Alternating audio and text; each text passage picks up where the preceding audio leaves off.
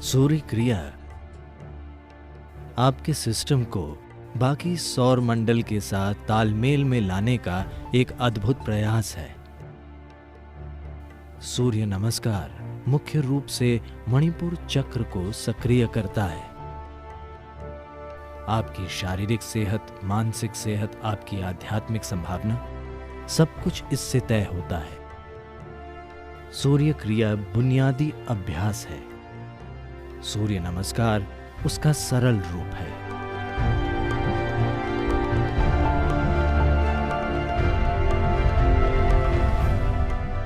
हठ शब्द में ह यानी सूर्य, ठ यानी चांद। सूर्य और चांद के बिना कोई हठ योग नहीं होता। तो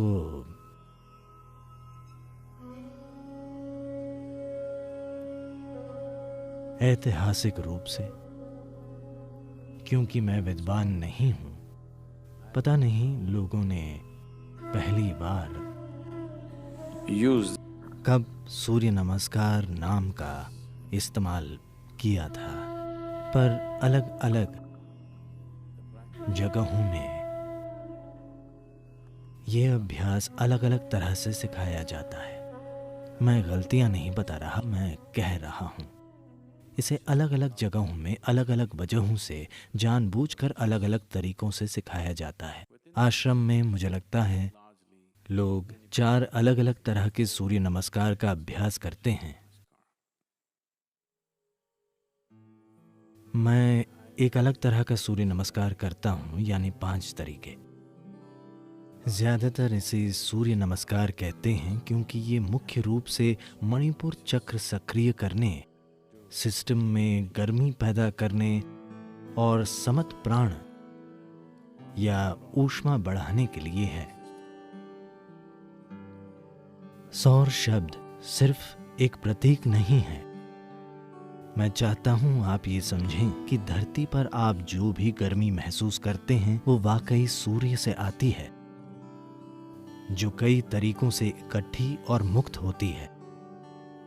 या हाइड्रोकार्बन्स का रूप ऐसा इसलिए है क्योंकि वे सूर्य में पके हुए हैं। अगर आप एक लकड़ी का टुकड़ा जलाते हैं तो सिर्फ सौर ऊर्जा बाहर आती है। अगर सौर ऊर्जा हटा दी जाए तो धरती ठोस बर्फ बन जाएगी।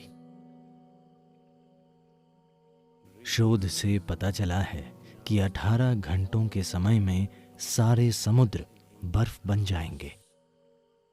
अगर सूर्य अभी गायब हो जाए तो परसों सुबह तक सब कुछ ठोस बर्फ होगा, कुछ भी तरल या लिक्विड नहीं बचेगा। तो सब कुछ सौर ऊर्जा से चलता है। शायद आप सोचें कि हम थर्मल या गैस से पावर पैदा कर रहे हैं। नहीं, सब कुछ सौर ऊर्जा से हो रहा है। मुझे ये पक्का तो नहीं पता, मैं इसकी बारीकियां जानना चाहूंगा, पर अकेला उपवाद शायद अणु का टूटना हो सकता है। ये सौर नहीं है और तभी इसे सबसे प्रभावी और खतरनाक माना जाता है क्योंकि उसमें इस सिस्टम के सामान्य ऊर्जा भंडार का उपयोग नहीं किया जाता, जो कि सूर्य है। So when we activate the sun in the system, the body begins to glow and shine. जब हम सिस्टम में सूर्य को सक्रिय कर देते हैं तब शरीर दमकने लगता है। अगर आपको कुछ ऐसी समस्याएं हैं जो आमतौर पर सिस्टम में ज़्यादा बलगम के रूप में प्रकट होती हैं, सिर्फ नाक में ही नहीं हर जगह बलगम बढ़ सकता है। जो व्यक्ति सूर्य नमस्कार करता है उसके ग्लैंड से निकलने वाले स्राव और बलगम के स्तर बहुत आसानी से संतुलित और ठीक रहते हैं। इससे सिर्फ शारीरिक सेहत ही नहीं, कई चीज़ें तय होती हैं।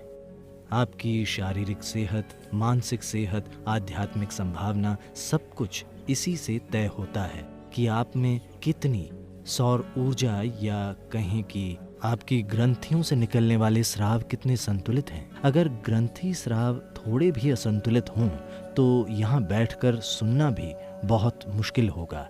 ध्यान या कुछ और करना तो दूर की बात है। आपको अजीब महसूस होगा क्योंकि केमिस्ट्री कमजोर हो जाएगी। तो इसे संतुलित करने के लिए ये सबसे सरल और प्रभावी साधना है।